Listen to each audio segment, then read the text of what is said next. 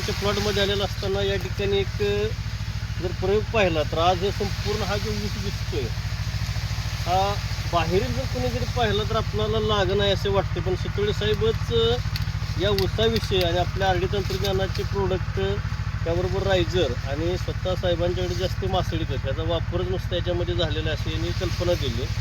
एकंदरीत नियोजन काय झालं हे संपूर्ण शितोळे सर सांगा तुम्ही. नमस्कार सर्वांना. मी गेली 10 ते 12 वर्ष झालं रासायनिक खत कोणत्याही प्रकारचं माझ्या क्षेत्राला टाकलेलं नाही. जो माझं काही शेतामध्ये जे काही उत्पादन निघतं ते सगळं सेंद्रियवरती असतं. मात्र ह्या वर्षी मला असं मिरॅकल बघायला मिळालं की सेंद्रिय केल्यामुळं थोडंसं माझं उत्पादन कमी यायचं. मात्र गेल्या वर्षी माझी मुगदुम सरांची गाठ पडली आणि त्यांचं जे काय आर डी पाटील तंत्रज्ञान त्यांनी जे काय मला सांगितलं तो एक बेस मी धरला आणि प्लस माझे वैयक्तिक स्वतःचं टेक्निक आणि मासळी खत अशा माध्यमातून मी ह्या खोडव्यासाठी ज्यावेळी ट्रायल केली त्यावेळेला मला अतिशय चांगला रिझल्ट या ठिकाणी आलेला दिसतोय. आपल्या समोरच हा एक खोडव्याचा प्लॉट आहे. साधारण 7 ते 8 संख्या मेंटेन केलेली आहे. 8 ते 10 कांड्यावर अजून ऊस आहे. अजून हे साधारण नाही म्हटलं तरी 10-12 कांडे अजून वाढणार आहेत. तर ऊसाची जाडी, पेरेची लांबी, एकसारखेपणा, पानाची रुंदी अतिशय चांगल्या पद्धतीनं मला दिसलेली आहे. काय 4 बोटाचे पान आहेत.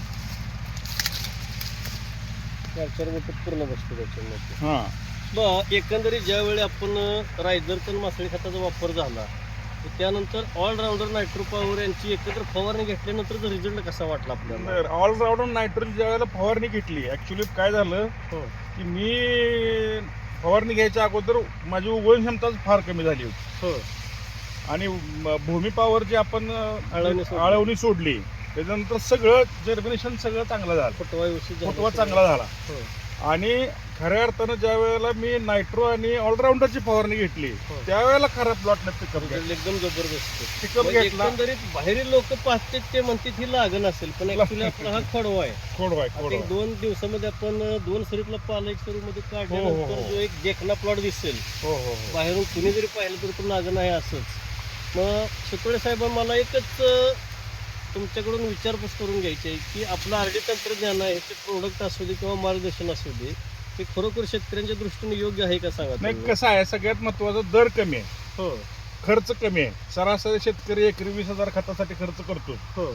आरडी तंत्रज्ञानाचा वापर केला तर माझ्या अंदाजानं 15,000 ते 17,000 रुपये खर्च होतो. बरोबर. आणि 20 ते 35% 100% उत्पादनात वाढेल अशी मला खात्री आहे. आपण जे रेग्युलर शेतकरी 40 ते 50 टन ऊस पिकवण्यासाठी जो खर्च करतो त्या खर्चामध्येच आपण 80 ते 100 टनापर्यंत शेतकऱ्यांना सहज शक्य आहे. आता मला कसं झालं, मी सुरुवात लेट केली आहे आणि याचं नियोजन 100% काही 100% नाही झालेलं. आता फक्त ठिबक सिंचन पण नाही, माझं ड्रिप नाही, माझं फ्लड इरिगेशन आहे आणि रासायनिक खतांचा पण वापर नाही, अजिबात नाही. तरी सुद्धा मला उत्पादन चांगलं आलं. आता नॉर्मल प्रमाणात रासायनिक खताचा वापर, ठिबक सिंचन आणि जर नियोजन व्यवस्थित झालं तर 40 टनाच्या खर्चात शेतकरी 100 टन आराममध्ये 80 ते 100 टन जाऊ शकतो. हो, आता बघा 4.5 मध्ये लागण होती माझी. संख्या मेंटेन मी केलेली आहे. हा जेट आहे. 1 2 3 4 5 6 7 8 9 8 9 10 8 9 10 8 9 10 एवढेच मी संख्या ठेवली. संख्या सगळीकडे मेंटेन केली आणि खोडवा असून लागण्यासारखी संख्या मेंटेन केलेली आहे. तणाचं नियोजन पूर्णपणे व्यवस्थित केलेलं आहे जमिनीत, त्यामुळे तणाचा काही विषय नाही आहे. आणि मी जे काय सर आता इथून पुढे सांगतील मला ते सगळे मी फॉलो करणार आहे. ओके, धन्यवाद. मुगदुम सर, तो माझ्या तांबड्या रानातला ऊस होता. ओके. आणि हा काळ्या रानातला ऊस आहे.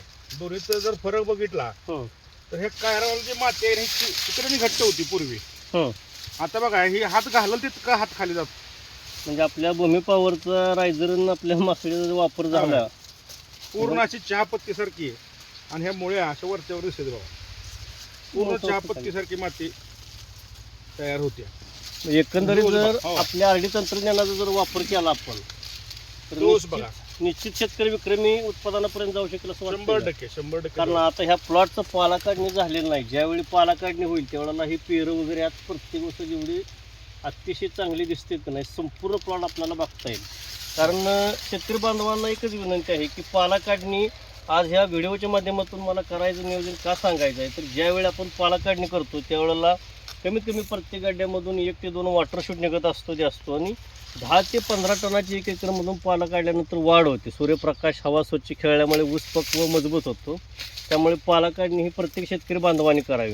आता त्यामध्ये नियोजन करताना काय करायचं, तर आपण सुरुवातीला 2 सरीचा पाला एका सरीमध्ये दाबून घ्यायचा आणि ज्या वेळेला नंतर जर पाला काढणी दुसऱ्या वेळची आपली शक्य झाली तर जी मोकळी सरी असेल त्या सरीमध्ये दुसऱ्या वेळची पाला काढणी बरोबर. करायची. पण सुरुवातीस तर एकतर नियोजन असं प्रत्येक शेतकरी बांधवांनी करावं. आता शितोळे सर, हे संपूर्ण तंत्रज्ञान, प्रोडक्शन, मार्गदर्शन हे अतिशय योग्य आहे असं वाटतं ना नाही आपल्याला? नाही, आता इथून पुढं नाही, जेवढं माझं उर्वरित आयुष्य ह्या व्यवसायासाठी माझं शिल्लक जे आहे ओके. या RD पाटील तंत्रज्ञानच फक्त मी लोकांना रिकमेंड करणार. कारण यापूर्वी तुम्ही वैयक्तिक दुसरं अनेक मार्गदर्शन सगळं- कंपन्या करत होतो, पण एवढं खात्रीशीर मला उत्पन्न, मी कारण माझ्या शेतीवर पहिली ट्रायल करायचो हो. आणि मला फरक वाटला तर मी लोकांना द्यायचो. आणि सर, आपण गुणवत्तापूर्ण प्रोडक्ट देतो. सेंद्रिय खत रायझर असू दे किंवा आपले प्रोडक्ट असू दे, गुणवत्ता आहे ते आहे, पण त्याबरोबर प्रत्येक पावलाला रासायनिकचं हे जे मार्गदर्शन असेल ते सुद्धा आपण डिटेलमध्ये शेतकरी बांधवांना देत असतो. बरोबर. तर चालतं, इथून पुढे आपण करूया सर, तुम्ही सांगाल त्या पद्धतीने करूया. ओके, ठीक आहे सर, धन्यवाद.